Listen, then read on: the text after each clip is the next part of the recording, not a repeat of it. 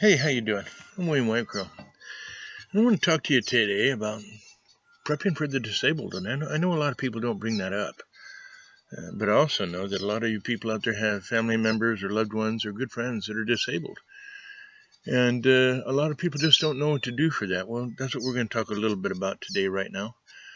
Prepping for the disabled is very important. It's just as important, if not more important, than prepping for yourself if you're not disabled. Disabled people have special needs, and I know a lot of people say that during hard times, the disabled are going to be one of the few that are going to end up in the worst areas of a disaster, or the worst situations of a disaster. I disagree with that completely. The reason I say that is because I've been involved in that, and I've helped other individuals in disasters that were disabled and taught them a lot. Well, the first thing I want to talk about being disabled, if you have somebody that is disabled in your family, is you want to sit down and get together with them. Or if you're the disabled one, you're going to want to sit down and get with your family or your friends and talk about the things that you're going to need in an emergency situation. Are you going to need power on a constant basis because you have an oxygen machine or some other type of machine that's keeping you alive, And with that said, you should start thinking about a small power plant, something that can run that equipment. And we have little 800-watt power plants set aside for things of that nature. They're two-cycle, and what two-cycle means is you're mixing oil and gasoline together to run it. You don't have a crankcase that you put your oil in on a regular basis.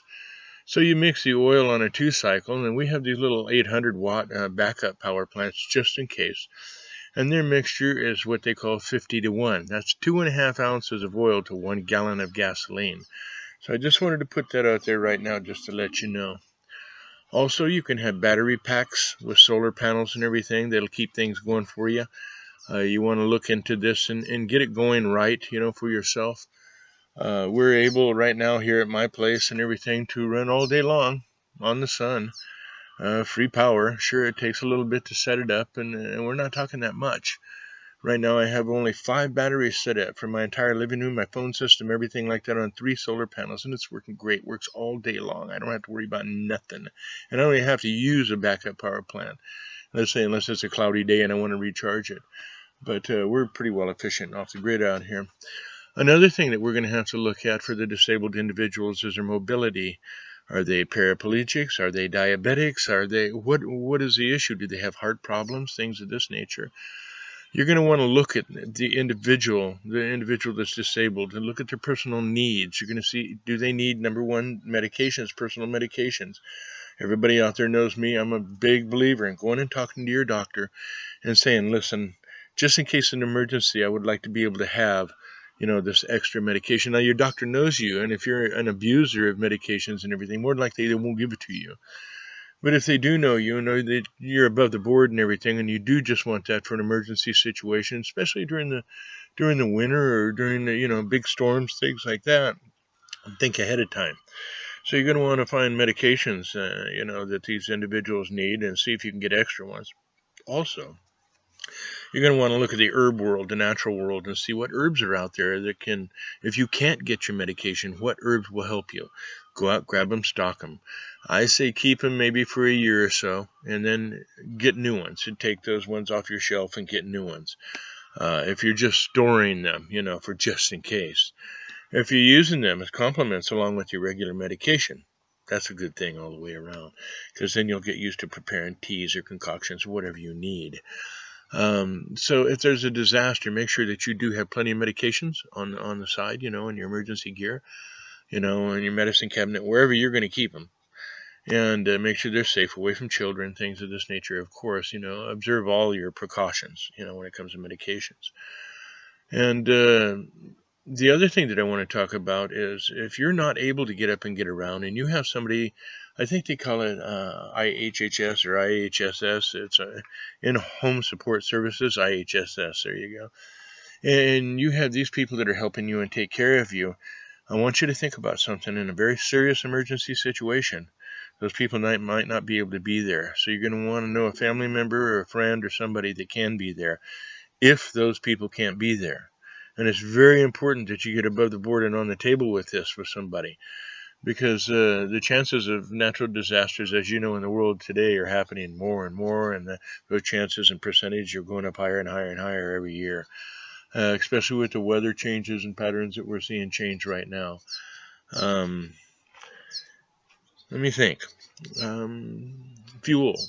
Also, if you have a power plant, you want some oil and some fuel sitting there. Even if you don't get a 2-cycle and you get a larger one, let's say 2,000, 2,500 watts, that ought to be able to run pretty much whatever machines you have. Now, in emergency situations, the chances of you running continuously an electric refrigerator or, an electric stove or something like this is very minimal. Take your microwaves, throw them out. They're not any good. They're actually not even good for the food that you cook. So you're going to get down to the basics, a camp stove, something of this nature, a small propane stove setup. Yes, I know they produce CO2, but we're talking emergency situations here. And you can heat water, you can cook your food, everything like that. So for those of you who are disabled, look at my YouTube channel and look at some of the stuff we have. Talk it over with some of your good friends. Make sure, number one, you have plenty of medications that you need in emergency disaster situations. 2, find the herbs that are going to turn around and be beneficial to you as medication if you can't find your other medications and or can't get a supply of them to store. And also on that, your more mobility. You want to make sure that it's easy access for you to get in and out of an area. If you don't have somebody there, get somebody. It's going to be very important. Get to know your neighbors, things of this neighbor. Your communication is also very important here too. Now I talk about backup communications on a regular basis. And the reason I do that is because I've been in quite a few disasters where backup communications were the only thing we had. And what I mean by that, I mean shortwave radio, CB radios, and little tiny handheld radios. I show them on my website on my prepping things that I have there, some of my prepping videos. You're going to want these because if all of a sudden, let's say you drop your phone in the water and it doesn't work anymore, how are you going to get a hold of somebody? If you got other friends and you talk in your neighborhood, get CBs, get shortwave radios, get these little handheld radios, because if anything happens out there and the communication system goes down, you have communication. And you have good communication for different types of distances. CB radios with a good setup can talk miles upon miles. Shortwave, you can talk across the planet. The little handheld radios and everything, if you're on level ground and can see pretty far, you can talk, a mile or so. I know they say 12, 15 miles. That depends on your terrain 100%. But if you're just using for in your house and back and forth the neighbors and you, perfect. Perfect little radios. They're just the little small ones you can buy in a pack. There's 2 of them together. AM, FM, or something of this nature, but they're good to have and they're beneficial, especially for you individuals that are disabled. So my other thing that I want to say to disabled individuals, do what you can do for yourself. Those things you can't do for yourself, get some help. There's plenty of us out there that want to help those that are around us. I've helped so many people I didn't even know, and I felt so good about it. And those of you who are out there who are turning around and helping disabled people, God bless you guys, man. And women, teenagers, men, whoever is doing it, you're really helping somebody in need. And it should make you feel real good in your heart about what you're doing, because that's humanity. That's showing you're human. Okay, well, this is William Whitecrow just saying, if you're disabled, you really want to pay attention, and you can get into the prepping just like anybody else. And also, if you know somebody that's disabled, help them get themselves prepped up and ready. So if something happened, they'd be able to stay right in their own home, unless it's flooding coming in or something like that, and they can take care of themselves with minimal support. That's the way things need to be.